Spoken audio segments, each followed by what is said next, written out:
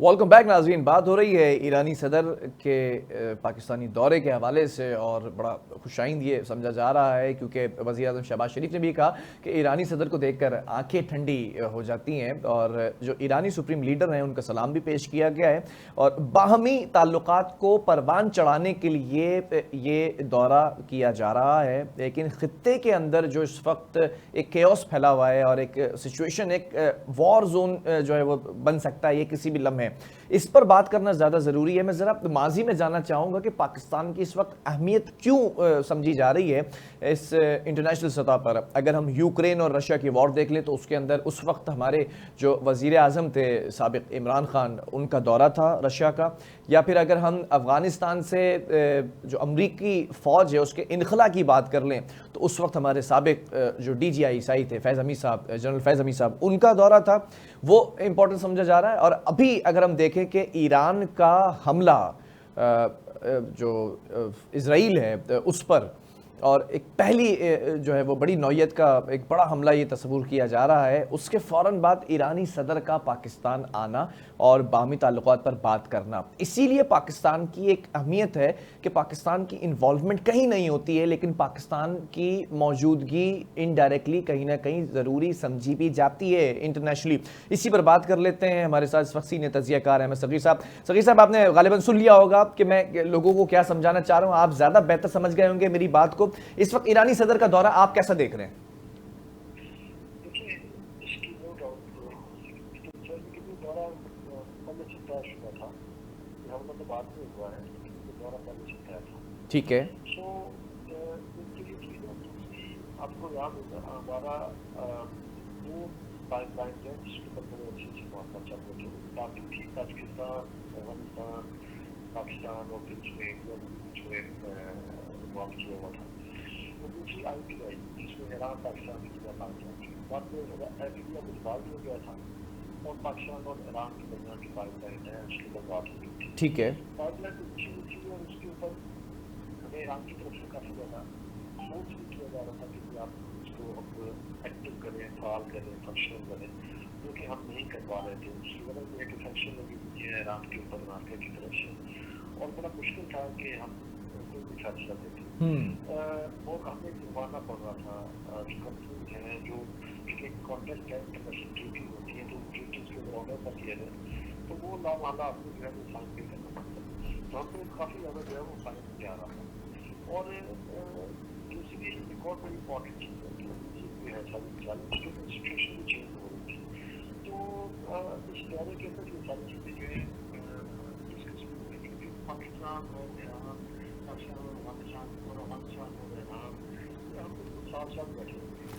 और अफगानिस्तान के अंदर भी जब सिचुएशन चेंज होती है तो उसका इम्पैक्ट ईरान में भी आता है, पाकिस्तान में भी आता है। जब ईरान में चेंज होती है तो उसका इम्पैक्ट अफगानिस्तान में भी आता है और पाकिस्तान में भी आता है।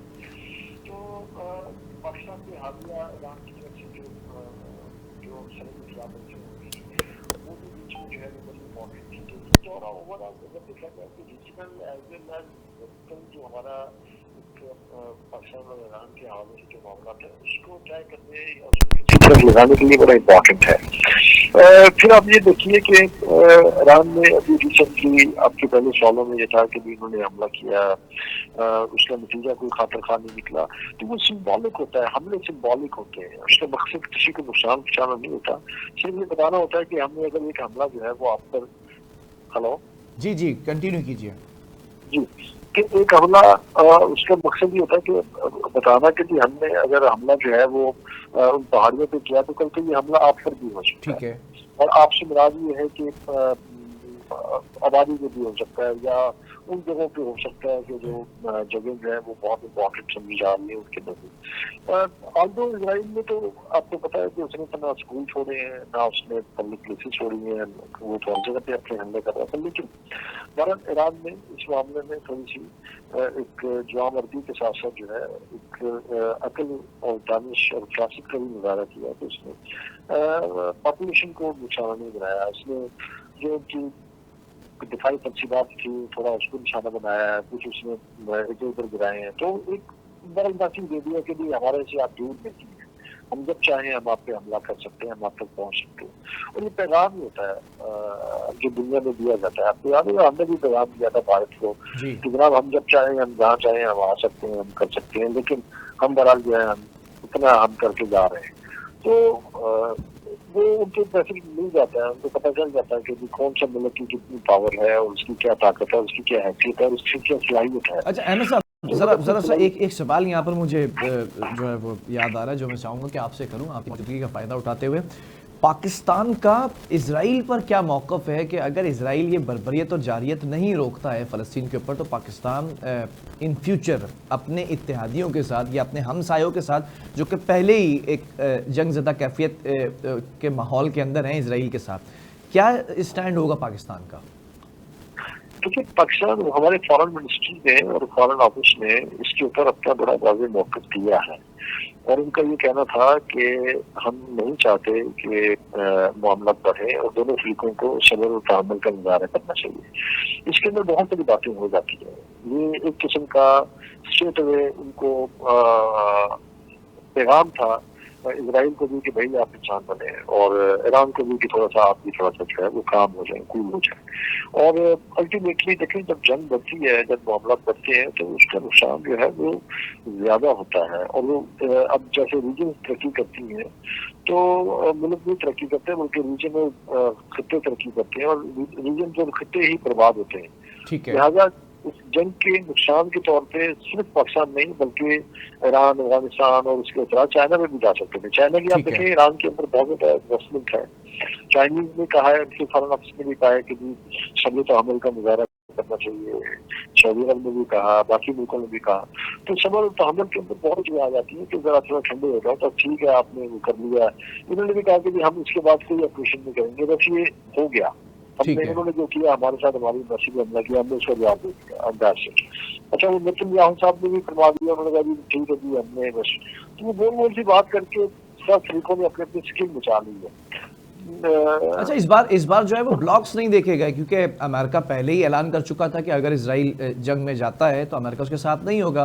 दूसरी तरफ आप ये बता रहे हैं, चीन के स्टेटमेंट्स बता रहे हैं, दूसरे मुल्कों के बता रहे हैं, तो इस वक्त ऐसा लगता है खिंचाव जो है वो पैदा हो रहा था, उसको कम करने की कोशिश की गई। वजह क्या थी? क्या this is gonna be a nuclear war अगर थर्ड वर्ल्ड वॉर होती है?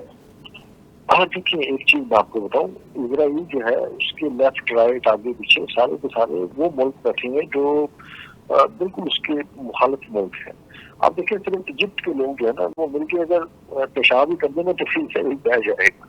तो वो मतलब कि बहुत छोटा एक रीजन है, एक छोटा सा मुल्क है जो बस इस उसके पीछे मिलकर खड़ा है और वो चल रहा है। अदरवाइज तो उसकी क्या हैसियत है, उसकी क्या औकात है, सारी दुनिया को पता है। वो मतलब कि उस तरह से वो वैसे अहमद साहब मैं आपकी हिम्मत की दाद देता हूं। आपने मिसाल बड़ी अच्छी दी है मुझे बड़ी पसंद आई है मिसाल। मैं भी ये कहता हूँ कि 1 करोड़ के लगभग ये हैं और इस वक्त 2 अरब के करीब मुसलमान हैं। अगर एक हमला भी किया गया तो ये तो बचने वाले नहीं हैं। ये जो सेहूनी है इनका तो नामो निशान, इनकी नस्लें तबाह हो जाएंगी। ऐसी ही है। देखिए दुनिया में हाइब्रिड वॉरफेयर चल रही है, प्रॉक्सी वॉर्स हो रही है और प्रॉक्सी वार के अंदर बड़ा मुश्किल हो जाएगा इजराइल को अपना वजूद बरकरार रखना। ये पहले भी भगोड़े हैं, आपको याद होगा इनको इजिप्ट से मूसा अलैहिस्सलाम लेके निकले थे और फिर उसके बाद इनको जगह कोई नहीं मिली कहीं पे। मदीने से इनको मुसलमानों ने भगा दिया और फिर उसके बाद ये जो इनके साथ हिटलर ने किया, उसके बाद ये जर्मनी छोड़ गए, फिर ये मुख्य मुल्कों में घूमते फिरते रहे। क्या क्या उन्होंने किया है आपके भी सामने, हमने भी पढ़ा हुआ है इनकी तारीख के अंदर इनका क्या रोल रहा है, कितना घनाना इन्होंने किरदार अदा किया है। ये जाके इन्होंने की पोस्टें पकड़ी हुई अमेरिका के अंदर। अब अमेरिका के अंदर एक बहुत बड़ी डिबेट चल रही है, आप उससे दिक्कत समझते हैं इस चीज को। अभी वाशिंगटन पोस्ट, न्यूयॉर्क टाइम्स के पिछले 2 महीने के आप उठा के उनके अदालिये पढ़ेंगे तो आपको थोड़ी सी और उसके आर्टिकल्स के अंदर आपको एक टिल्ट नजर आएगा। टिल्ट क्या है कि एक खास थिंक टैंक है, एक खास माइंड सेट है जो अमेरिका के अंदर ये लिख रहा है कि अमेरिकन जो बड़ी पोस्टें हैं जिसके सीनियर्स हैं, जिसमें इंडियंस हैं, जिसमें इजराइलीज हैं, उनको हटाया जाए। और जो ट्रू अमेरिकन हैं और जो अमेरिकन बॉर्न्स हैं उनको आगे लेके आया जाए। अब ये इतनी बड़ी कैंपेन है कि उसके नतीजे में इजराइल को बहुत सारे लोगों जो जू हैं और जो नॉन अमेरिकन हैं उनके लिए सस्टेन करना बड़ा मुश्किल हो जाएगा। और ठीक है। के हाल में इजराइल को अपनी जो उसको एक अमेरिका के अंदर से जो उसको एक मदद है वो उसको नहीं मिल रही। अच्छा। रियासतें तो सारी की सारी, अब यूके भी बतौर रियासत तो मदद कर रहा है, लेकिन यूके की आवाम जो देखें वो इनके खिलाफ है, अमेरिका की आवाम इनके खिलाफ है, अमेरिकन थिंक टैंक सब इनके खिलाफ हो गए हैं। अमेरिका जो है बहुत बड़ा वो जो रेड इंडियंस हैं जो अपने आप को सन ऑफ द साइल कहते हैं वो सारे के सारे उनके खिलाफ है। वो कहते हैं अच्छा, ये बात बहुत कम लोगों को पता है कि जो अमेरिकन गवर्नमेंट है या फिर अमेरिकन एस्टैब्लिशमेंट है वो नेतन्याहू को एज अ पर्सनल इंडिविजुअल पसंद नहीं करते हैं। ना नेतन्याहू को ना उनकी वाइफ को कभी पसंद ही नहीं किया है। लोगों को ये बात नहीं समझ में आती, पता ही नहीं है। और देखिए पसंद नापसंद है ना, पसंद नापसंद के अलावा इंटरेस्ट जुड़े हुए हैं। इंटरेस्ट इस सेंस में जुड़े हुए हैं कि उन्होंने उनकी सरमायाकारी है, चूंकि इजरायली है इनके पास पैसा है, जू के पास यहूदियों के पास पैसे हैं, इन्होंने पैसे इन्वेस्ट किए हैं बड़ी बड़ी कंपनीज के अंदर, फाइनेंस कंपनीज के अंदर, उनके बैंक्स के अंदर, उनके जो फेडरल रिजर्व बैंक है उसके अंदर जो रिजर्व पड़े हुए हैं उसके अंदर इनकी जो है वो बहुत बड़े शेयर्स हैं।